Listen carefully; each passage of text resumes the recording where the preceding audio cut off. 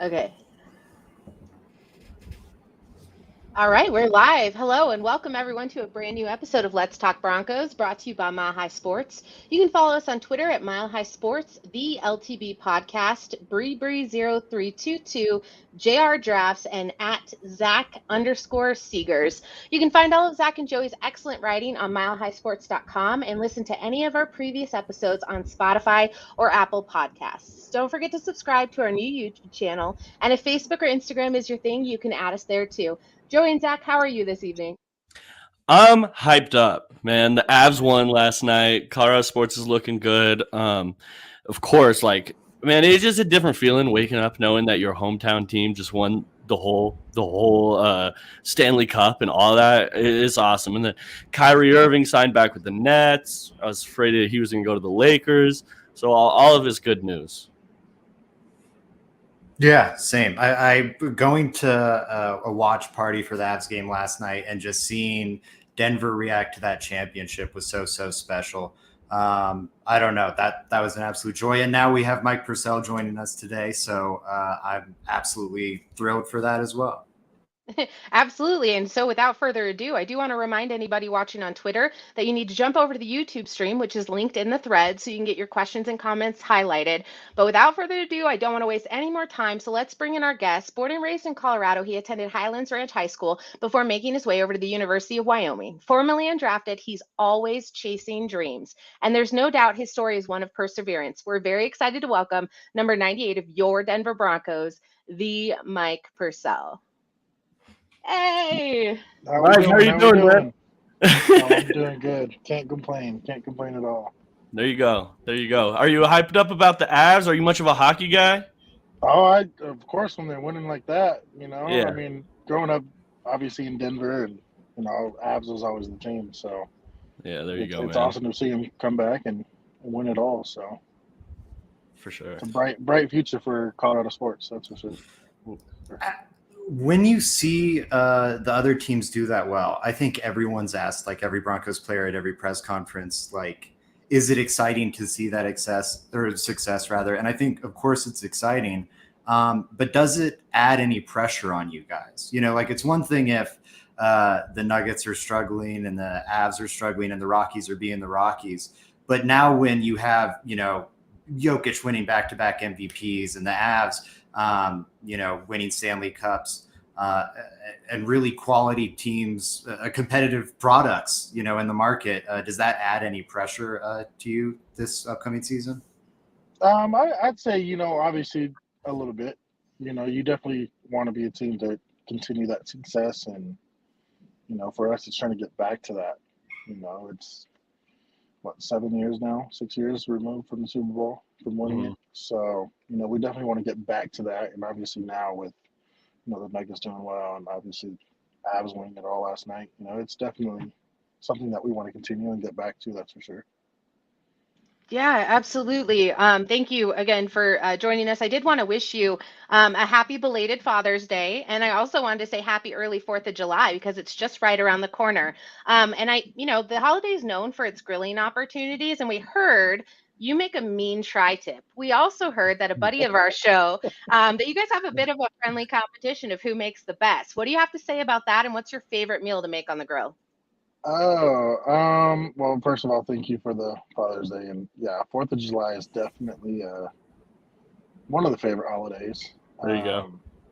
And I wouldn't, honestly, for me, it's not all about being on the grill, but it's more about the fireworks show for me. But Yeah. it's the tri-tip.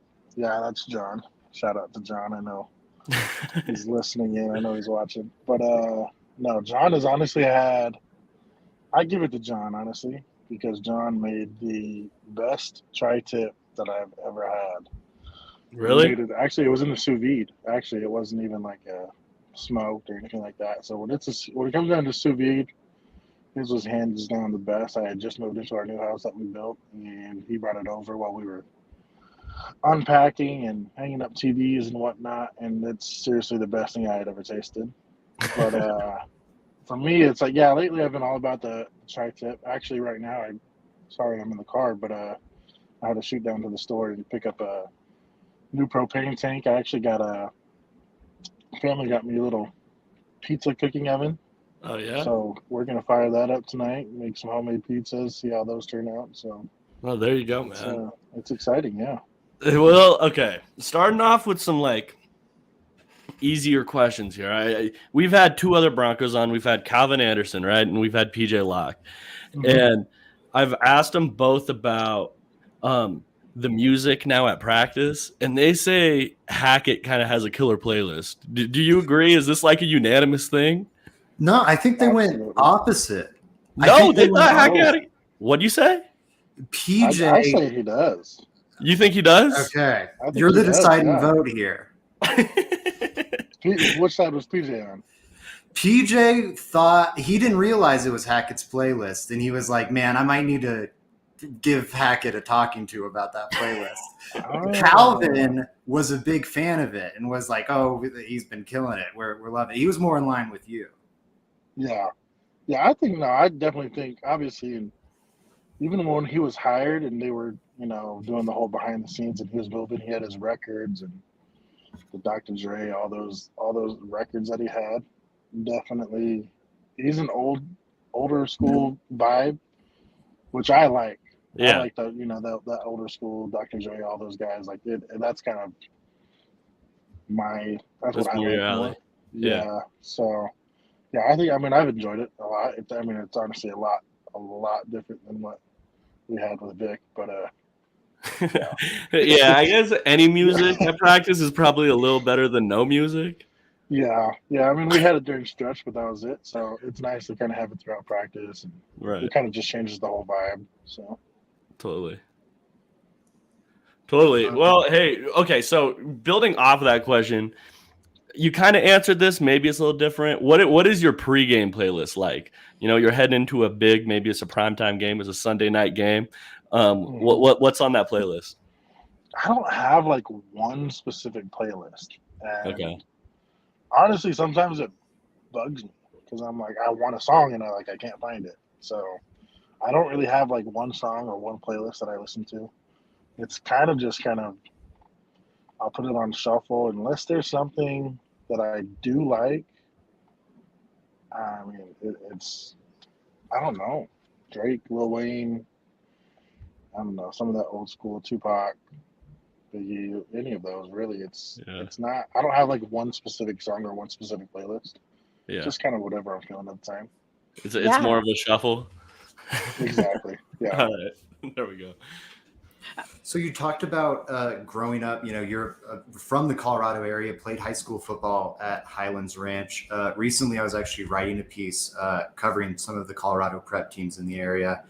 And it's just such a special atmosphere. Do you have a favorite memory of playing Colorado high school sports? So technically, the only game that I had ever been to growing up for the Broncos is one that I actually played at halftime. It was my Pee Wee football team, the Powell Hawks. We ended up, luckily enough, playing at halftime. I don't know exactly how we got it or whatnot, but that's cool. It's the only game that I actually ever been to growing up. People always ask like, "Oh, you must have came to games all the time when you were growing up." I was like, "No, I watched them, but I was never at the games. That's the only game I actually ever attended." So it's kind of that, it just being able to do that when I was a kid, and obviously coming around full circle and being able to play for the hometown team. What was that, Joey? Your audio glitched out. Can you hear me now? Yeah, just it glitched out. What was your question? Sorry, I did glitch out for a second there. Maybe you answered this while I was gone, but so you were a Broncos fan growing up? Absolutely. Yep. Absolutely. All right. Were you a fan of all the local teams or like Lakers for NBA, or like did you mix and match? No, it's mainly the hometown teams. Obviously, there's players from other teams like Jordan, obviously like a Kobe fan, Jordan, LeBron to a point. It's just like there's certain players here and there, and even like for football, it's like Troy Polamalu, obviously with the Polynesian background, Junior Seau, things like that. But other than that, it was Denver, like Al Wilson, Mountain Vasa. It was pretty cool. Even like John Lynch, Mike Shanahan, like that whole era of Denver. When they were prime and back to back and whatnot. All right, Definitely, so you passed the test. That's a good news. You were gonna come on here and say, "No, I grew up a Chiefs fan." I don't know. Oh no.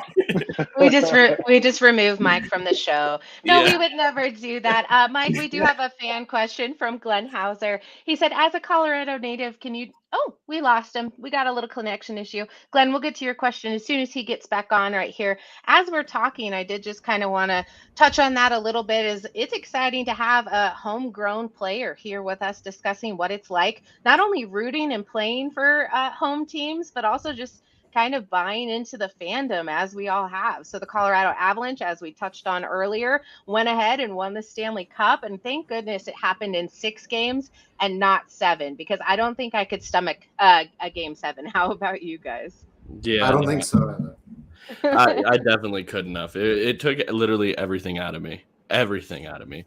That Avs series was insane. Especially, my dad is really into the Avs, and he's like the sports fan where we can't watch in the same room sometimes because he's going to get super duper negative while I'm kind of a little more positive.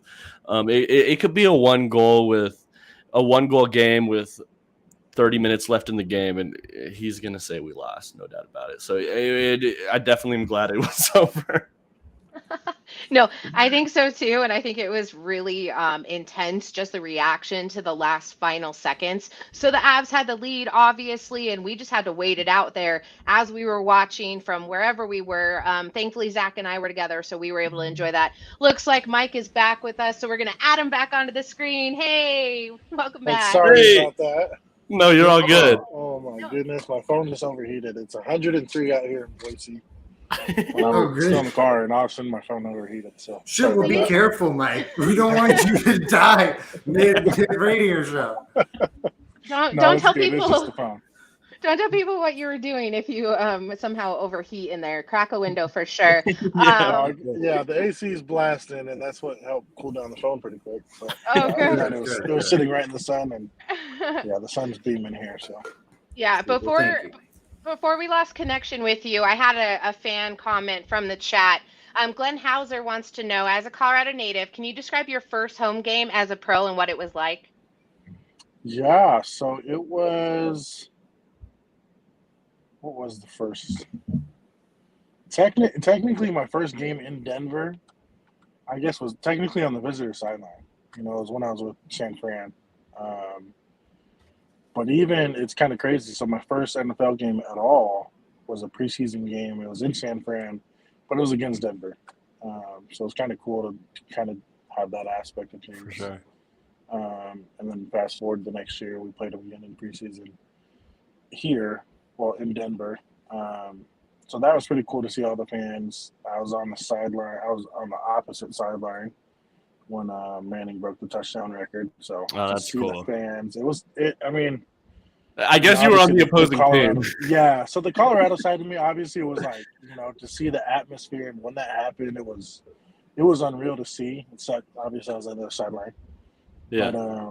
but yeah, to see that and at least be able to witness that, regardless if it was on the other sideline, was still pretty cool. But I think when I was in Denver, my first home game, I was technically actually inactive, but then turned around, and I want to say the first game I started, I was active for the first game. We played in Oakland, and then I sat for 3 games. Ended up starting again for the Chargers game in LA, and then we came back for a home game, and that's when we played the Titans. And we shut them out 16-0. There you go. And to be able to play that game, I'm pretty sure we wore the blue jerseys, which is one of my favorite jerseys. They're definitely the best jerseys. Change them back, by the way. Yeah. So to have that, I think they announced defensive starters that game. So, just to have that was honestly the dream come true. Yeah. To be able to hear your name coming out the tunnel in your hometown team, and to come out with a win like that. And I played really well that game, had a good game, and it was a bonus against one of the best running backs in Derrick Henry. So Yeah, beast, right? He's huge. Yeah. I've just heard stories about standing next to him where it's like he's even bigger than what you think he is on TV. But anyways, I guess building off that question, so I'm wondering when you were a rookie, or I think it would be when you were a rookie, did you have a more of a welcome to the NFL moment? Like, oh my God, like this guy is a beast, or I have a moment where it's like, I don't know, like this is welcome to the NFL. You know what I mean? Yeah. Yes. I mean, I guess kind of just the first time you walk into the locker room, it's Yeah. usually just the rookies. But when the vets do come in, it's like you see some of the vets that you've looked up to, you've watched play for so many years. And that first defense that I was a part of my rookie year in San Fran was just absolutely stacked. Um, I mean, honestly, that's the year we lost to Seattle in the NFC Championship. Seattle ended up going on to beat Denver in Right. 2013. Yeah. Sorry to bring up that bad memory of the Super Bowl, but yeah, it's kind of tough because yeah, I think honestly, to me, that was the Super Bowl. Anybody who would have went into that game the next week, I think, obviously would have come out victorious. Hmm. I mean, it's hard to say that being a Bronco now, but yeah, so it was close to being a ring. But that whole defense that year, being around those players, was just absolutely unreal. And I chose to be a part of that. Obviously, like how you guys said, I was undrafted, and I drew quite a bit of interest from other teams. But when I think it was the Rams at the time, that I wanted to sign in San Fran, they're like, well, they drafted a bunch of players. We didn't draft any D linemen. We drafted two. Their defensive line is absolutely stacked. And to me, it was more of they've shown the most interest to me, regardless Right. of what they did. And it's an opportunity to learn. So in the end, it's not that the preseason for anybody, whether you're a rookie or you're a vet, no matter what it is, preseason is time to make the team. First and foremost, the team that you're on, but also any other team in the league. Um, you perform well enough, even if your team lets you go for whatever reason, another team could sign you. So it's a tryout for every team in the NFL. Right. So I kind of took it like that, and that's why I ended up signing in San Fran. Stuck there for the practice squad for the first year and a half. Ended up being activated the next year, and I wouldn't change it. That defensive that I learned with, I think that was just kind of a welcome to the NFL type thing. Oh, It was, for sure. it, Yeah, it when was you it was look back insane. at that defense, man, it's insane. Like, tell me if I got any of these names wrong, but it's like Alden Smith, Justin Smith on that defensive line, and Yep. then behind you got Patrick Willis, you got Navarro Navarro Bowman. Bowman. Yep. Woo, Yeah. yeah, that would It definitely was. be a welcome to the NFL. Yeah, that whole defense. Randy Donald, Ahmad Brooks, Yeah, Ian, Quinn. Like you said, Bowman, Willis, that linebacking core was just unreal. yeah, Even our DBs, we had our first round pick was Eric Reed and yep. Dante Whitner. That's who I was trying to think of. He Yeah, was a yeah, monster. yeah. It was a stacked defense for sure. Obviously, our offense was really, really, really good too. Frank Gore at the time was Colin Kaepernick, but Yep. all those guys, the offensive line was just unreal. And they made it to the Super Bowl the year before. Ended up losing to Baltimore. Um, so it was a hell of a team, and I wouldn't change that at all. So Talking more about your journey to the Broncos, you started with the Niners and bounced around a bit, landed in the AAF, and then from there got to the Broncos and really have been a star for them ever since getting here. I'm curious, with all these competing football leagues, these spring leagues springing up, you've got the USFL going on now, XFL starting up next year, I believe. They already had an earlier run, and then, of course, the AAF. Do you think there should be some sort of developmental league for the NFL, or do you think college takes care of that? And if you do think there should be one, how would you run it? Would you? Is there something you think the AAF did wrong that you would have done differently? being a part of the AAF, it's it's kind of hard to say. I think there should be some other league like that. Obviously, the USFL seems to be doing pretty well. I actually haven't watched so many other games or watched it much. but I wouldn't be back here if it wasn't for the AAF. So to kind of have that other opportunity, it's not like you can go back to playing college. Semi-pro is not. I mean, it's really nothing. I don't think that's you kind of go that route. It's really nothing. I don't think CFL is there, but I don't know everything about the CFL, but I know you're kind of locked into your contracts for 2 years at least. So I think there is something. I'm interested to see how that XFL will do, how the continued success of the USFL. But the AAF was definitely fun. It was a chance for me to get back to football. I wasn't done playing football, and I think that's Right. what it really came down to. I love the sport. Obviously, it's crazy to call it my job now, but it's something that I love to do, and I wasn't done playing. So it kind of brought me back to the love of the game. Right. The year before I joined the AAF, it was honestly hell. Bounced around 7 different teams. I was a free agent, and it really just brought that love of the game itself back. And obviously, what came of it was a tryout with Denver when Vic got signed. It turned out to be pretty successful. So, I'm thankful for that opportunity. So I think there should be something. We'll see how these leagues, pan out, and it's something that I think is valuable. For sure. Yeah. I mean, you look at all the other sports, right? Like they all have stuff like this. You can keep a player down in the minors for however long, and then the college game is so different from the pro game. It just, I could imagine that it would be very beneficial to players, especially players at your position or offensive lineman, right? Like in practice, you can only get such a contact heavy position, right? And in practice, you really can't do that often. So getting those reps would probably be valuable. Yeah, definitely. I mean, it also comes down to numbers too. You can only have so many. Obviously, football is the biggest sport. I feel like, and you carry the most people. But to be able to have that many people comes down to numbers sometimes. And whether you don't make one team, you're good enough to play, but obviously other teams may be filled. Injuries will happen, so to be able to be ready and be able to come into play is key. So. I think as far as it comes down to numbers, it's nice to have another league to be able to prepare people for that aspect. For sure. For sure. Go ahead, Bray.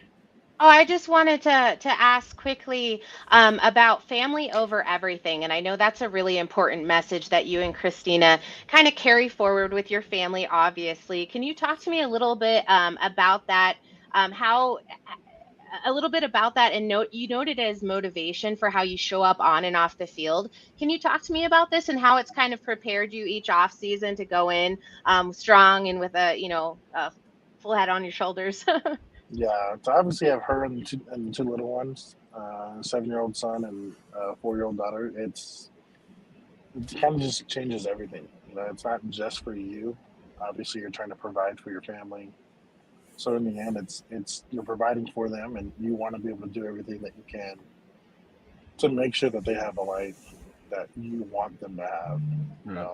Even better than what my childhood was. It's not that mine was bad at all. It's just I want to give them, every opportunity that they can to do what they want, to be successful, whatever it may be. So it's family is definitely a big motivation for what I do. Sorry, Joey, you go. Okay. I was just curious. You were talking a little earlier about, I was looking up, right? Like, so for your prep, I'm looking at all the different teams you're on. I just went to Wikipedia real quick. I'm like, damn, Mike Purcell, how many teams is it? It's been 7 teams, right? 7, yeah. So for San Fran, I signed, played there for about 5 years, went to the Rams to Chicago to Carolina to New England to Kansas City, and then the AF, now Denver. Thanks. Yeah. So 7 teams. And then Stallions represent. Yeah, exactly. And then undrafted on top of that. I'm curious if that changed your perspective on the game. Like, did it change your appreciation now that you found a home? Or does it make you, I guess, like, work that much harder than the guy next to you, or how has it changed your perspective, if at all? Yeah, I mean, to be undrafted, obviously, I want to play with a chip on my shoulder. I think I Right. was good enough to be drafted, but in the end, I wouldn't change that just because I did have the opportunity to pick where I wanted to go. Right. So, obviously, I don't want to tell people like, oh, if it comes down to the 7th round, I'd rather go undrafted. Because I mean, it's weird to say, but I Yeah. had the opportunity to pick where I wanted to go, and I wouldn't change that at all. So I obviously had the chip on my shoulder. As far as everything else, like the first year was obviously pre-squad, and luckily enough with San Fran, they kept people in their pre-squad because they treated it like a team. You traveled everywhere the team, you did everything the team did. That's cool. Some teams, you don't travel. You Right. practice during the week. If it's an away game, they leave you home. Sometimes you don't even have to go to the home games. Even it's kind of weird, but San Fran prepared you like you were playing the game, which was it came in handy if you ever got pulled up. Um, so yeah, all those things, it was weird when San Fran did let me go. I was really in limbo to what would happen next. I'd never been on another team, didn't know how it all worked, and that whole year was just, it was wild. I was in LA for the off season. They let me go. Chicago was about a month. Carolina was only a week, less than a week actually. New England was 2 different stints. Um, Kansas City ended up being 2 different stints as well. So it just kind of, that whole year, really just, I battled through a lot. So to be able to find my home again when I got to Denver and to be able to sign the extension, all that it made everything else worth it to have that chip on my shoulder and be able to motivate myself to do it all. Totally. You definitely made an impact on Fangio, right? He brought you from San Fran to Denver, and then this is where you got Chicago your extension too. and you kind of found a home. Yeah, Chicago. Yeah, I had a little stint with him in Chicago as well. So yeah, it was definitely a battle, but I wouldn't change it. It's been a journey, and it's been all worth it for sure. Oh yeah, man. So I'm curious. We've seen a bit of swinging back towards an investment in the run game in the NFL. You see Jordan Davis being a really high draft pick. I think that's the most clear example, but really a investment back in the run game, and the wave of Fangio defenses sweeping the NFL is a big part of that. I'm curious, what is your opinion of that trend and of someone like Jordan Davis, who projects to be an awesome 2-gapping run stuffer like yourself, going top 15? How does that, what's your reaction to that? How does it make you feel? No, regardless of what happens, teams are going to try to run the ball. So to be able to stop that run, it's key. That's first and foremost with anything. Regardless if a team is, a pass-heavy team, in the end, if they can get runs that are 5 yards a pop, what's the point of risking throwing a turnover, throwing an interception, anything like that? It keeps the clock running. It's ball control. It's time management. It's key. So to be able to stop the run and force them to do something, obviously from stopping the run, you get the quarterback in the pocket, and then you kind of let your pass rushers go from there. And to have the pass rushers that we have, obviously that's key. What we want to do is we want to get them on the field and get them after the quarterback. So, and that's any team, honestly. To be able to stop the run is first and foremost, I think, the biggest key. So, kind of something that's huge now, and you have that run stopper, however many it may be. It's definitely key. All right. Well, one last little question here for you. I'm curious. You've coached. Obviously, we hired a new defensive coordinator, Coach E. We heard good things about him from PJ and other players. PJ spoke highly of him, saying he was a player's coach. But I thought maybe you could bring a little different perspective, because if I'm right, you've played on teams that Coach E has coached before, correct? Yep. All right. Yeah. So how is he like? Because I'll let you know, like Broncos fans, he's like the biggest question mark. No one knows about him really. Like we know about his resume. He has a sick resume. Coached under Wade Phillips, Vic Fangio, a bunch of like ridiculous defensive coordinators, right? But Yeah. I'm interested to get your perspective.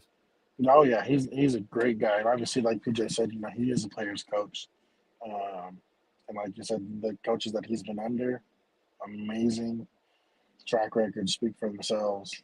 Yeah. He's a great dude. I've seen he's a great mind. So everything that he knows about the game, and he knows how to coach with that. He's young, obviously, so to be able to bring that younger aspect of the game into it, kind of, obviously there's only so many vets in the game that know what it was years ago, but Yeah. to have it where it is now, to have a coach that does that and brings that younger aspect into the game, younger coaches, all that, but still have the high energy that he has. Yeah. It's great, and I was with him in San Fran for a couple of years, ended up being with him in LA with Wade, and he's such a smart guy, smart That's coach, cool. and it's exciting. Like I said, man, his resume is pretty cool because it's like not just I'll just carry on. It's not just defenses that you're all good, man. It's not just defenses like under one specific type. Like Wade Phillips runs a completely different defense than Vic Fangio. They're like completely different type of guys. So it's cool. But legends in their own respective on the defensive side of the ball. So it's just cool having a guy that's gotten tutelage from each of these, I don't know, legends, the defensive side of the ball. Really cool. So we've got another fan question for you here. Davis Breakdowns, our friend Robbie asks, do you feel more comfortable two-gapping or playing gap and a half? To me, there's similarities in each, I guess. To be able to two-gap and, kind of gap and a half, for me, it kind of goes both hand in hand. If we want to make it less simple and make sure, it's more sound football, I guess the gap and a half, that's kind of where it comes in. You have your gap, you're going to handle that. That's your main priority. Anything off of that, that gap and a half, you kind of want to. It's the game within the game when you have an offensive lineman in a certain position and the running back sees you. Where is he going to go? If he's going to try to make you throw off one side or the other. Comes down to the like I said, the game within the game. So for me, I can do both. I like doing both. But as far as like the defense goes, I can do when I'm inside the middle, head up in center, it's two gap. Yeah. When you start to kind of move out, I like the gap and a half. You got to play that game within the game with the running back when you get eye contact in the backfield. It's crazy, but it's kind of both. I don't know. Well, there you go, man. I think now we're gonna transition to just some rapid fire questions, right? So you're just gonna give us what your first answer is. No thing about it. It's not tough questions. We're just curious about you. So Bree's gonna take it away here. I am. They're super hard. No, they're pretty fun. I do want to know, what's your favorite video game? Right now it's Call of Duty. Oh, okay, nice. Yeah. Are you still streaming on Twitch? I haven't in a while. I actually kind of took a break from the game for a little bit, spending more time with the family and whatnot. But I'll get back to it. That's for sure. All right, yeah, we're looking for that. Yeah, absolutely. I do need to know which defensive lineman has the best style. Me. You. Other than me, I don't know. We'll have to see. And obviously now DJ coming in. It kind of depends on what you want to go on or off the field. Us we kind of like Deshaun likes the custom cleats like I do, and I know now DJ does too. So when it comes down to on the field, we'll see. Off the field, I don't know. Everybody kind of has some style, so it's kind of nice. Yeah. That's a good thing. It's a good thing everyone has a little style at least. Exactly. Yeah. If you we'll make fun of you. So. Yeah, exactly. And then I need to get myself one of those MP chains then, so I can have some style too. Oh yeah, absolutely. Yeah. There you go. Not my initials, but I'm going to go with it. Are you also the best cook on the team? Oh, I don't know. There was a little cook off this off season that went down with packet put together with. I know DJ was a part of it. Big Ben on the O-line, and Not McManus. our OC. No, Brett B-Mac wasn't on it. But, those guys, when I saw them put together, so one made street tacos, one was the pork chops, and now DJ did some barbecue wings, and they're all some pretty good cooks. It's not me. I couldn't tell you who the best is though. Okay. No, that's fair. If you could start a podcast with one of your current or former teammates, who would it be and why? Oh, that's a good one. That's a really good one. I don't know. You don't know? I have to really think about that one. That's okay. All right, we'll circle back at the end. We'll finish You with can that. tweet. You can tweet that one out. Yeah, we'll tweet that one out when I figure it out. I know you and the family love vacationing. What's the best vacation spot? To me, I always love going back to Hawaii. That's where my mom's from. My dad's from Samoa, and to go back there, it's kind of like going back home. The islands and everything out there. So I got family out there. So it's where I was used to go when I was growing up. I used to spend all summers there. My dad works for the airlines, so we'd sometimes leave school early. He'd drop us off, live there with our grandparents all summer, and pick us up at the end of the year, at the end of summer, and back to school. So. That's cool, man. Yeah, no, that sounds very ideal. Yeah. Sure. Do you have a fear? And I'm talking fear like spiders, snakes, heights, Clowns. clowns. My biggest fear, I'd rather go like skydiving and doing something like that rather than letting a spider crawl over me. I don't like spiders. Oh no! And like little ones, I don't mind, but it's just like I would never let a tarantula crawl on me. No. So they have to be bigger than like a half They'd have dollar. to be, yeah, they'd have to be pretty big. I don't like them. That's okay. I am also there with you. I'm judging you if you do. If someone likes the tarantula crawling on them, it's crazy. No, not a chance. What food could you eat every single day and not get sick of it? Hawaiian food for sure. Okay. We talking like macaroni salad, katsu? Yeah, just like chicken katsu, teriyaki chicken, teriyaki beef, Yeah. rice. Is there anywhere in Denver you can find like what's a good spot? L&L. I know L&L is pretty good. Okay. There's Cool. L&L now in Aurora. But that for me, it's always been L&L. And L&L? My wife is like, like L&L is whatever. Like, Yeah. when we lived in San Fran, L&L was kind of a spot that we always to go to. So when I'd even go back there in Hawaii, she's like, "Well, why? We're in Hawaii. We can go somewhere else." I'm like, "Well, it's the original, so it's the OG. Right. That's what I like." There you go. Right. Is there a condiment that you can't stand? There's a right answer here, by the way. I just want to throw that out there. Are we talking like sandwiches or like anything like that? Yeah, like anything you put on anything, like ranch. Like some people don't like mayo. There's a lot of people who don't like mustard. Do you not really care for ketchup, or are you good with all of them? I think I'm good with all of them.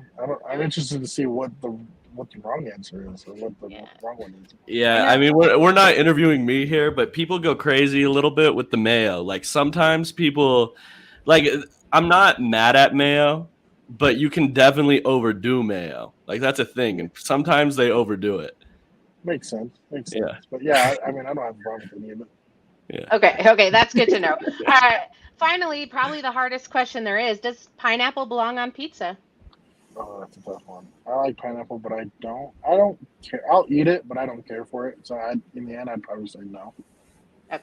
There we go. Sorry. Those are all the hard-hitting questions, and Mike Purcell went ahead and answered them all flawlessly. There was no right or wrong answer. We really just wanted to get to know Mike tonight. We are so thrilled that you decided to join us and give us all of the time that you did. Do you want to tell anything to the listeners that are here watching you right now or will be watching this show later on?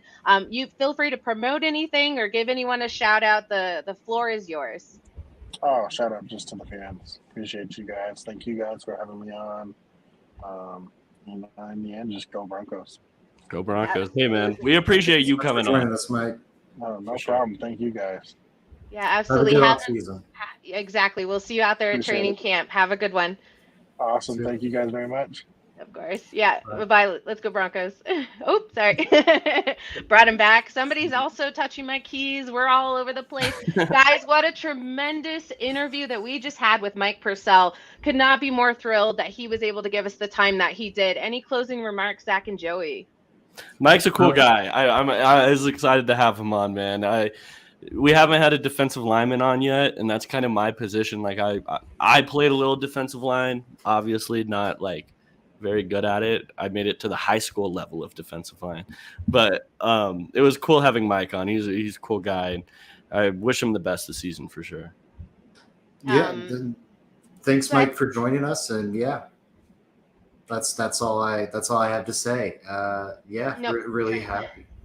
Yep, Should tremendous try. show. I wanted to say thanks to everyone who stopped by in the chat. We weren't able to get to everyone's questions tonight. Mike had a lot to talk about, and we promise what we will do is make sure that the next show that we have, we're trying to cover those questions for you as well. Shout out to everyone who was in the chat tonight. Orange Crush, Glenn Hauser. I know a lot of other people were coming through. There's some people who are messaging me right now, but I do want to thank everyone for listening.